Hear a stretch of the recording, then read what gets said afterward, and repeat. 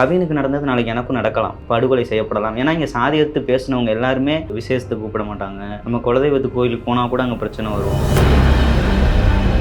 பொண்ணோட பக்கத்து வீட்டுக்காரங்க வந்து என்ன சொல்கிறாங்கன்னா, இந்த அம்மா அந்த டிவியில் பேசின அம்மா தானே, இந்த பையன் தான் அந்த அவங்களுக்கு சப்போர்ட் பண்ணுறவங்க, ரோட்டுக்கு வெளியே இருக்க சப்போர்ட் பண்ணுறவங்க, இவங்களுக்குலாம் கொடுக்காத, பிள்ளைய கெடுத்து போடுவாங்க. அப்படியே சொல்லி இல்லைம்மா கிளம்புங்கம்மா பார்த்துக்கலாமான்னு சொல்லி துரத்தி விட்டாங்க. தலித் பெண்ணை நீங்கள் திருமணம் செய்கிறீங்க அப்படின்னா உங்கள் வீட்டில் ஏற்றுப்பாங்களா? ஏற்றுப்பாங்க. சாதி பார்க்குறவங்களுக்கு நான் என்ன சொல்லணும், நம்ம என்ன சொன்னாலும் கேட்க மாட்டானுவ. பெரியார் சொல்லியே கேட்காத வயதா, துரராஜ் சொல்லியா கேட்க போகிறாங்க. அவங்களெல்லாம் மாற்ற முடியாது. மனநலம் பாதிக்கப்பட்டவர்கள் தான். நீ வெட்டினா நீ மாவீரன்டான்னு ஒருத்தனுக்கு சொல்லி கொடுத்துட்டா அவனை பார்த்து 10 மாவீரன் முட்டா பயலுக்கு உருவானுவான்.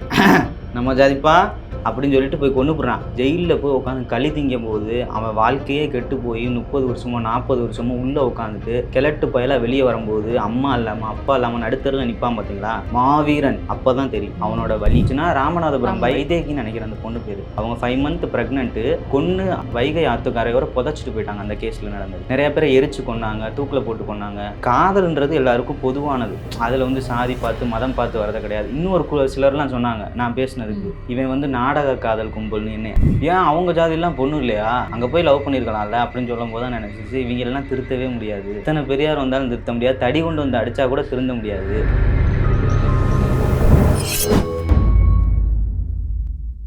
லிட்டில் டாக்ஸ் பிளஸ் நேயர்களுக்கு வணக்கம். இன்னைக்கு நம்ம கூட இந்த உரையாடல்ல திண்டுக்கல் துரைராஜ் அவர்கள் தான் இருக்காங்க. வணக்கம்.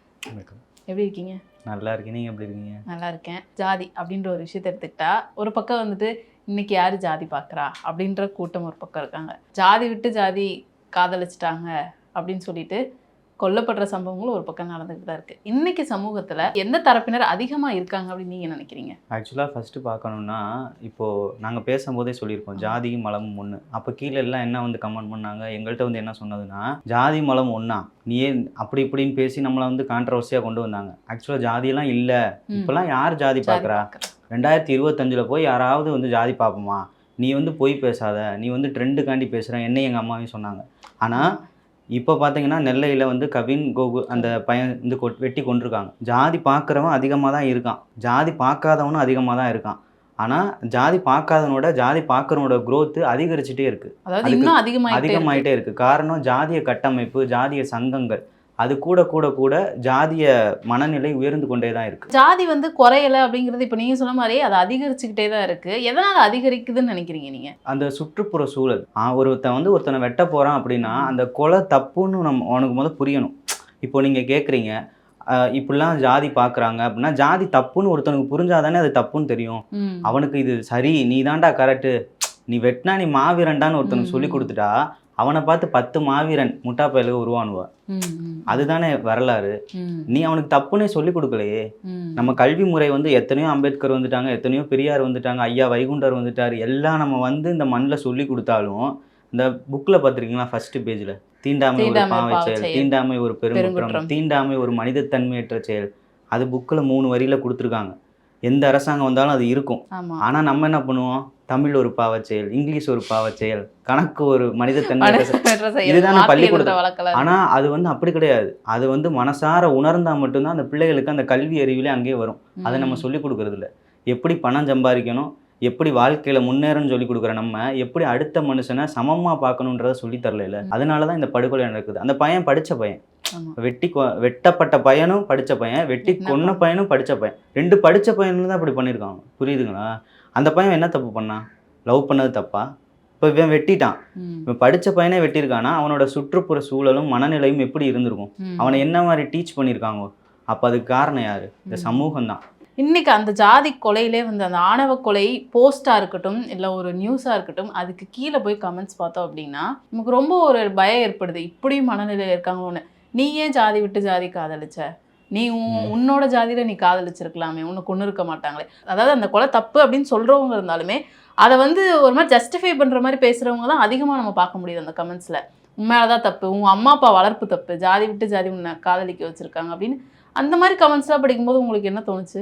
என்ன தோணுச்சுன்னா, பைத்தியக்கார கூட்டங்கள் அதிகமாயிருச்சு அப்படின்ற மாதிரி தோணுது. என்னென்னா, இப்போ ஜாதி விட்டு ஜாதி ஏன் நீ வந்து லவ் பண்ணுறேன்னு கேட்குறல. ஒரு ஃப்ளைட்டில் போகிற, சென்னையிலேருந்து மும்பைக்கு போகணும் ஃப்ளைட்டில், என் ஜாதிக்காரன் தான் ஃப்ளைட்டு ஓட்டுறான்னு பார்த்துட்டா உட்காரணும். இப்போ சொல்கிறவனுக்கு நான் கேட்குறது, உன் ஜாதிக்காரன் விளைச்ச அரிசியா நீ திங்கிற, உன் ஜாதிக்காரன் போட்ட தச்ச ட்ரெஸ்ஸையா நீ போடுற, எதுவுமே கிடையாதுல்ல. உன் ஜாதிக்காரன் சொல்லி கொடுத்தா நீ படிச்சு மேலே வர. எல்லாமே கூட்டமைப்பு தான். நம்ம எந்த ஜாதி அவனும் அண்ணன்னு தான் தெரியாது. ஒரு கூட்டமைப்பாக வாழ்ந்துட்டு இருக்க இடத்துல இந்த ஜாதியில தான் நீ கல்யாணம் பண்ணணும் அப்படின்னு சொல்ற மனநிலையே சாதியா கட்டமைப்பை வலுப்படுத்துறது. இதை தான் அம்பேத்கர் என்ன சொல்றாருன்னா, cultivation of mind should be ultimate aim of human existence சொல்றாரு. கலந்துண்ணும் வழக்கமும் கலப்பு மனமும் அது பெருகுச்சுன்னா சாதிய கட்டமைப்பு வலுவிழக்கக்கூடும். சாதிய கட்டமைப்பு வலுவிழந்துருச்சுன்னா இங்கே சாதிய அந்த அமைப்பே வந்து உருக்குலைஞ்சு போயிடும், எல்லாரும் சமமாயிரும். அதுதான் மெயின். அது தடுக்கிறது தான் இதுக்கான தடுக்கிறதுக்கான வேலைகள் தான் இந்த கொலைகளாக இருக்கட்டும், இந்த ஜாதியை பெருக்கிறதா இருக்கட்டும், இந்த ஒரு ஆமாம். இப்போ நான் லவ் பண்ணி ஒருத்தவங்களை கல்யாணம் பண்ணிட்டேன் அப்படின்னா என்னை வெட்டிடுறான். என்னை வெட்டுறதை பார்த்து இன்னொருத்தன் பயந்துட்டானா நம்மளையும் வெட்டி போடுவானோ அப்படின்னா அவன் பயப்படுவான்ல. கலப்பு மனமே பண்ண மாட்டான். கலப்பு மனம் பண்ணலைன்னா இங்கே சாதிய கட்டமைப்பு வலு கூடிக்கிட்டே இருக்கும்.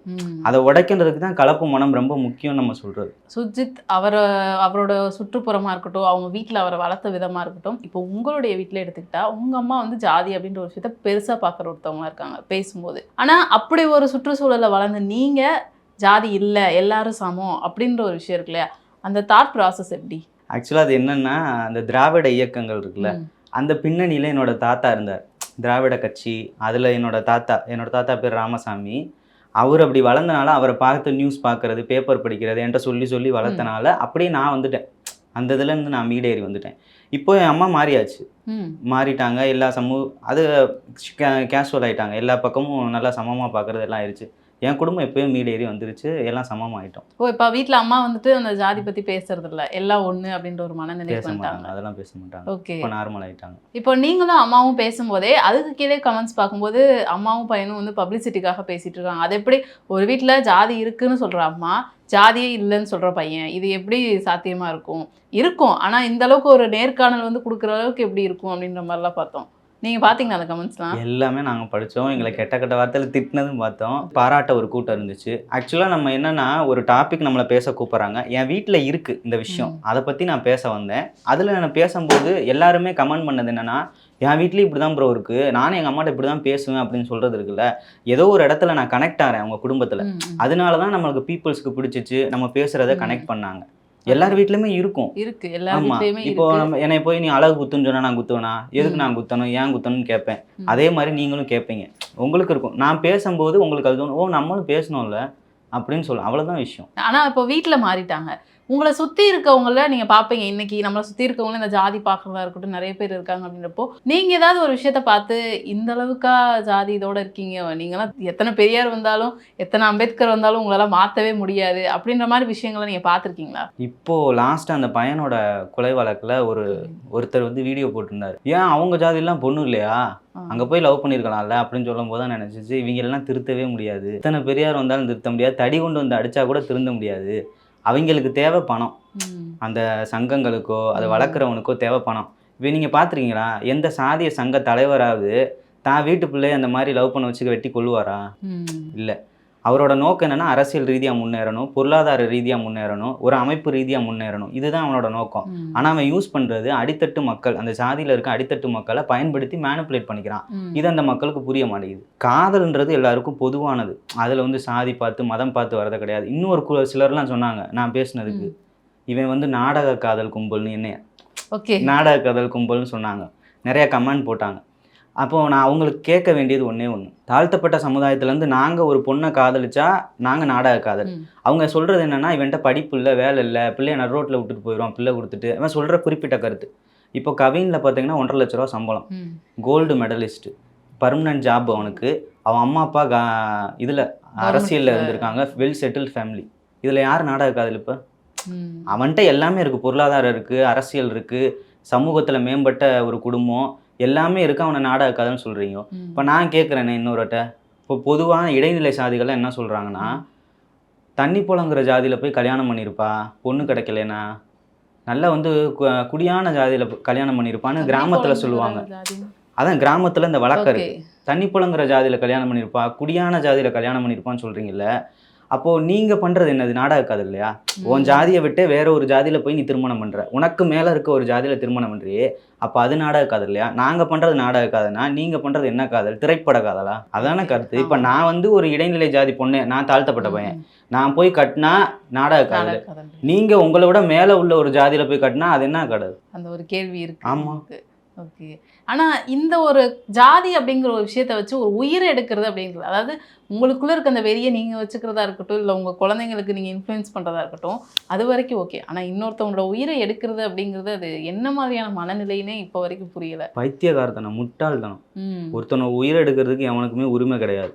அது அவனோட இடத்துலேருந்து நம்ம யோசிச்சு பார்க்கணும். அவனுக்குன்னு ஒரு குடும்பம் இருக்குது. அவன் பண்ண தப்பு என்ன? ஒரு தப்புமே பண்ணலையே. அவன் காதலிச்சது தப்பா?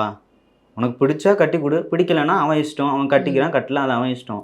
அவனை வெட்டி கொன்று அவனை வந்து பலி கொடுக்கணும் இந்த மண்ணில்னா இது தொடர்ச்சியாக நடந்துட்டு இருக்கதானே. இதில் யார் மேலே தப்பு நீங்கள் சொல்லுங்கள். மெண்டல் தனமாக ஒரு ஒரு ஒரு பொது அறிவு இல்லாமல் ஒரு மனித தன்மையற்ற செயல் தான் இந்த ஆணவ படுகொலைகள். நீங்கள் வந்து ஜாதி இல்லை அப்படின்னு சொல்லிட்டு நிறைய பேசிட்டீங்க. ஆனால் வந்துட்டு நம்ம பேசினாலுமே நம்ம கூட சொந்தக்காரங்கன்னு இருப்பாங்க, ஊரில் இருக்கவங்க. எப்படி இருந்தது நீங்கள் பேசினதுக்கப்புறம்? என்ன மாதிரி ரியாக்ட் பண்ணாங்க? கொடுமையாக இருக்கும். ஓகே. நரகத்தை கண்ணில் பார்த்த மாதிரி பேசுவாங்க. நம்மளை வந்து ஒரு விசேஷத்துக்கு கூப்பிட மாட்டாங்க. நம்ம குலதெய்வத்து கோயிலுக்கு போனால் கூட அங்கே பிரச்சனை வரும். சொந்தக்காரங்க, ஆமாம், நம்ம சொந்தக்காரங்க வந்து வீட்டுக்கு வர மாட்டாங்க. நம்ம கூட பிறந்தவங்க இருப்பாங்கல்ல, அவங்களுக்கு கல்யாணம் ஆகிருக்கும். அவங்க கல்யாணம் ஆனவங்க அவங்க சொந்தக்காரங்க வீட்டுக்கு போனால் கூட அங்கே வச்சு நம்மளை பேசுவாங்க. அந்த பயலோட தங்கச்சியா நீ, ஐயோ அப்படின்ற மாதிரி பேசுவாங்க. அது ஒதுக்குறது தான் அங்கே நடக்கும் எல்லாமே. அப்படி மொத்தமாக ஒதுக்கிடுறது, நீ பேசிட்டல்ல அதனால நீ இப்படி ஒதுங்கிடு அப்படின்னு சொல்லிட்டு. உங்களுக்கு அது எப்படி இருக்கு பர்சனலாக? வந்துட்டு உங்களுக்கு என்ன மாதிரி மனநிலை இருக்கு? நான் பேசினது சரியான விஷயம்தான், ஆனால் அதுக்காக நீங்கள் இப்படி ஒதுக்குறது அப்படின்றதெல்லாம் எப்படி இருக்கு? இவங்க கூட ஏடா இவ்வளோ நாள் காலம் தள்ளணும். ஓகே. இது என்ன பண்ண முடியும்? சிரிச்சுட்டு தான் போகணும். ஏன்னா மிரட்டல் வரும், எல்லாம் பண்ண தான் செய்வாங்க. மிரட்டல்லாம் வரும். ஏன்னா இப்போ சாதின்றது மிகப்பெரிய ஒரு சாக்கடை. அதை வச்சு பொழப்பு நடத்துவான்ல, அவனோட பொழப்புலேயே நம்ம கை வைக்கிறோம். அதை உடைக்கணுன்ற, சாதியை உடைக்கணும்னாவே நம்ம அதுக்கு தான் பேசுகிறோம். அதை உடைச்சிட்டோன்னா அவனுக்கு பொழப்பு இருக்காது. அப்போது அவெல்லாம் நம்மளை எதிர்க்க தான் செய்வோம். பல முறையில் எதிர்ப்பு வரும், பல விதமாக பேசுவாங்க. என்ன மிரட்டல்கள்லாம் வந்திருக்கு? எல்லா மிரட்டலும் வரும். என்ன மிரட்டல்? அது ரொம்ப நாள் நானே வீட்டுக்குள்ளே வச்சு யோசிச்சிருக்கேன். நம்ம ஏன் தப்பு பண்ணிட்டோமோ அதை பேசுகிறனால அப்படின்னு நான் நினச்சிருக்கேன். ஏன்னா இப்போது கவினுக்கு நடந்தது நாளைக்கு எனக்கும் நடக்கலாம். நான் இந்த இதில் உட்காந்து சொல்கிறேன், கவினுக்கு நடந்தது நாளைக்கு எனக்கும் நடக்கலாம், நானும் படுகொலை செய்யப்படலாம். ஏன்னா இங்கே சாதி எடுத்து பேசினவங்க எல்லாருமே கடைசியில் போன இடம் மண்ணில் ரத்த சிந்தினது தான் இருக்கும். ஆம்ஸ்ட்ராங்க்கு அதான் நடந்துச்சு, தலைவர் ஆம்ஸ்ட்ராங்க்கும் தீபக் பண்டியனுக்கு அதான் நடந்துச்சு. நாளைக்கு எனக்கு மட்டும் ஏன் நடக்காது? கண்டிப்பாக நடக்கும். இவங்களோட நோக்கமே அதுதான். அந்த மாதிரிலாம் மிரட்டல்கள், பல மிரட்டல்கள் எனக்கு வந்திருக்கு. ஆனால் அதெல்லாம் புறந்தள்ளிட்டு போயிட்டு தான் இருக்கும். வாழ போகிறது கொஞ்ச நாள் இருக்கிற வரைக்கும் நம்மளால முடிஞ்சதை பேசிட்டு போகணும், அவ்வளோதான். அந்த மிரட்டல் வந்தாலும் வீட்டில் இருக்க அம்மா அப்பாவே சொல்லுவாங்களே இதுக்கு அவங்க ஃபீல் பண்ணுறாங்க. டெய்லியுமே சொல்லுவாங்க ஃபோன் பண்ணி. நான் கோயம்புத்தூரில் தான் இருக்கேன். டெய்லியுமே சொல்கிறாங்க ஃபோன் பண்ணி, ஒத்த பையில நான் வச்சுருக்கேன், நீ ஊருக்காண்டி பேசுகிறேன், நான் இழந்துட்டு உட்கார முடியுமா என் பிள்ளைய அப்படின்லாம் கேட்பாங்க. அவங்க கஷ்டப்படுறாங்க உண்மையாலுமே. ஏன்னா நிறைய படுகொலைகள் நடக்குதுல்ல, அரசியல் படுகொலையாக இருக்கட்டும். ஒரு பயத்தோடே வாழ்ந்துட்டு இருப்பாங்க. டெய்லியும் பயம். காலையில் 6 மணிக்கு நான் ஃபோன் எடுத்துட்டேன்னா அவங்களுக்கு சந்தோஷம். ஃபோன் எடுக்கலைன்னா நம்ம பிள்ளை, நான் சொல்லியிருக்கேன் ஆல்ரெடி, நீ ஃபோன் பண்ணி நான் எடுக்கலைன்னா முடிஞ்சு, ஒன்றும் பயப்படாத அப்படின்ட்டு இருக்கேன். அவ்வளோ அவங்க பயத்தோட வாழ்றத தாண்டி நீங்களே தினம் அந்த பயத்தோட எனக்கு பயம் இருக்கு. ஆமாம், டெய்லியுமே நான் பயப்பட தான் செய்வேன். இன்றைக்கி நான் கண்ணு முழிச்சிட்டேன்னா அப்பா சூப்பரா, வெளியில் போயிட்டு வீட்டுக்குள்ளே வந்துட்டேன்னா சூப்பர்டா நம்ம பொழைச்சிக்கிட்டோம் தான் நினைப்பேன். ஏன்னா அவ்வளோ கொடுமைகள் தான் நடக்குது. யார் எதிர்த்து பேசினாலும் நான் கொல்லுவேன்ற ஒரு மனநிலையில் ஒருத்தன் இருக்கான் அப்படின்னா அவனுக்கு மத்தியில் சாதி எதிர்த்து பேசுகிறதே ஒரு தைரியம் வேணும். என் உசுரை கொடுத்து தான் இப்போ நான் பேசிகிட்டு இருக்கேன். ஆனால் எப்படி இந்த ஒரு தைரியம்? அதாவது நான் வந்து நீங்களே சொல்கிறீங்க என்னை படுகொலை செய்ய வாய்ப்பு இருக்குது, எனக்கு இவ்வளோ மிரட்டல் வருதுனாலுமே ஏதோ ஒரு கட்டத்தில் சரி எதுக்கு நமக்கு எதுக்கு இது, நம்ம எதுக்கு இதெல்லாம் பேசணும், இதை பேசுறதுக்கு எத்தனையோ பேர் இருக்காங்க, எத்தனையோ அரசியல்வாதிகள், பெரிய பெரிய தலைவர்கள் இருக்காங்க, நம்ம ஏன் பேசணும் அப்படின்னு ஒதுங்கி நிற்கலாம்ல. அது எனக்கே தோணியிருக்கா உங்களுக்கு? தோணுதில்லை, இது வரைக்கும் தோணுதில்லை. இது போனாலும் எனக்கு தோணாது. ஏன்னா எனக்கு முடிவு எனக்கு தெரியும். நம்ம இதில் உள்ள நுழைஞ்சிட்டோம்னா இதான் நமக்கு முடிவுன்னு தெரிஞ்சு போச்சு. இன்னொன்று, சாதிய கொடுமையினால நானும் பாதிக்கப்பட்டிருக்கோம். எங்கள் அம்மா, நான் பல பேட்டியில் சொல்லியிருக்கேன், எங்கள் அம்மா போனும்போது கொட்டாங்குச்சியில் டீ கொடுத்தாங்க, எங்கள் அம்மா வந்து அழுதாங்க அப்படிலாம். அதெல்லாம் என்னை தீவிரமாக பாதிச்சிச்சு. இப்போ நமக்கு ஒரு நாள் குடித்தவனுக்கு எப்படி இருக்குன்னா, நம்ம சாதிக்காரனே 100 வருஷமாக அவனை வந்து ஆட்டி படைச்சிட்டு இருக்கான் கொட்டாங்குச்சியில். அப்போ அவனுக்கு எவ்வளோ வலி இருக்கும்? இதை தான் நம்ம பேசணும். இதுதான் கல்வி முறை. அது நம்ம பழகியாச்சுன்னா வேற ஒன்றும் பண்ண முடியாது, பேசி தான் ஆகணும். இப்போ உங்களுக்கு பொண்ணெல்லாம் வேற பார்த்துட்டு இருக்காங்கன்னு சொல்லிட்டு இருந்தீங்க. இப்போ இதை பார்த்துட்டு எப்படி நாளைக்கு ஒரு திருமணம் அப்படின்ற ஒரு விஷயத்துல உங்களுக்கு அப்போ சிக்கல் ஏற்படும்ல? அது ஏற்பட்டுருச்சு. ஏற்பட்டுருச்சா? என்ன? முந்தானேத்து கூட பொண்ணு பார்க்க போயிருக்காங்க. போன இடத்துல ஃபர்ஸ்ட் உள்ள கூட்டு வச்சு பேசிட்டாங்க. பக்கத்து வீட்டுக்காரங்க, அந்த பொண்ணோட பக்கத்து வீட்டுக்காரங்க வந்து என்ன சொல்றாங்கன்னா, இந்த அம்மா அந்த டிவியில பேசின அம்மா தானே, இந்த பையன் தான் அந்த அவங்களுக்கு சப்போர்ட் பண்றவங்க, ரோட்டுக்கு வெளியே இருக்கு சப்போர்ட் பண்றவங்க, இவங்களுக்கெல்லாம் கொடுக்காத, பிள்ளைய கெடுத்து அப்படியே போடுவாங்க. சொல்றாங்க. அப்படியே சொல்லி, ம். இல்லம்மா கிளம்புங்கம்மா பார்த்துக்கலாமான்னு சொல்லி துரத்தி விட்டாங்க. இப்போ ம். வேலை இருக்கு, சம்பளம் இருக்கு, படிப்பு இருக்கு, அடுத்து நிறைய பண்ண போறோம் படிப்பெல்லாம். இது இருந்தும், வீடு வாசல் இருந்தும் நமக்கு வந்து நான் என்னோட சாதியிலேயே பொண்ணு பார்த்தா கூட, எங்க அம்மா பார்த்தா கூட குடுக்க தயங்குறாங்க. காரணம், நான் வந்து தலித்துகளுக்கு சப்போர்ட் பண்றேன் அப்படின்ற ம். ஒற்றை காரணம். கண்டிப்பா. ஏன்னா இப்போ வந்து என்ன ஜாதிக்கு எதிரா பேசுறதாலேயே இவ்வளோ பிரச்சனைகள் நீங்க தினம் தினம் வந்து ஃபேஸ் பண்ணிட்டு இருக்கீங்க. என்னால மிரட்டல்கள் எனக்கு கூட பிறந்த தங்கச்சிக்கும், அவங்களுக்கும் அவங்களுக்கு பிரச்சனை. எங்க அண்ணனா இருக்கட்டும், பெரியம்மா பிள்ளைங்களா இருக்கட்டும், எல்லாருக்குமே ப்ராப்ளம். அவங்க கூட ஒரு சபையில போய் நிக்க முடியாது. அவங்க சொந்தக்காரங்க வீட்டுக்கு போக முடியாது. எல்லாமே நடக்குது. இப்போ நீங்க தொடர்ந்து இந்த ஜாதி அப்படிங்கிற விஷயத்த பத்தி பேசிட்டே இருக்கீங்க. எல்லாரும் ஒண்ணு, எல்லாரும் ஒண்ணு அப்படின்னு சொல்லிட்டு. உங்க சர்க்கிள்ல இருக்க யாராவது நீங்க பேசுறத வச்சோ, இல்ல நீங்க சொல்றத வச்சோ கேட்டு மனம் மாறின விஷயங்கள்லாம் இருக்கா? ஆமா இருக்கு. ஓகே.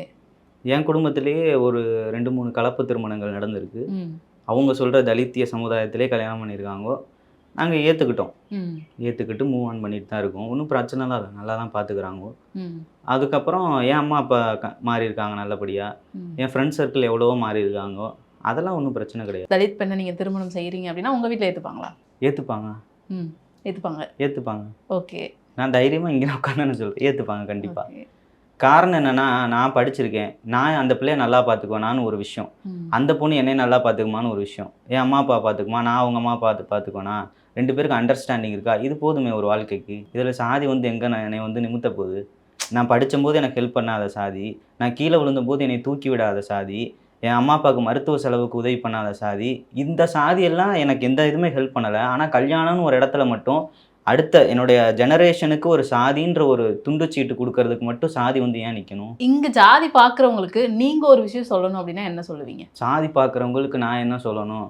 நம்ம என்ன சொன்னாலும் கேட்க மாட்டானுவ. பெரியார் சொல்லியே கேட்காத பயலுவ, துரைராஜு சொல்லியா கேட்க போறானுவ. அவங்களெல்லாம் மாத்த முடியாது. மனநலம் பாதிக்கப்பட்டவர்கள் தான். மருத்துவத்துறையில இருக்கு. மனநலம் ஒரு தடவ பாதிச்சிருச்சுன்னா மெடிசின்ஸ் மட்டும் தான் குடுக்க முடியும். கியூர் பண்ண முடியாது.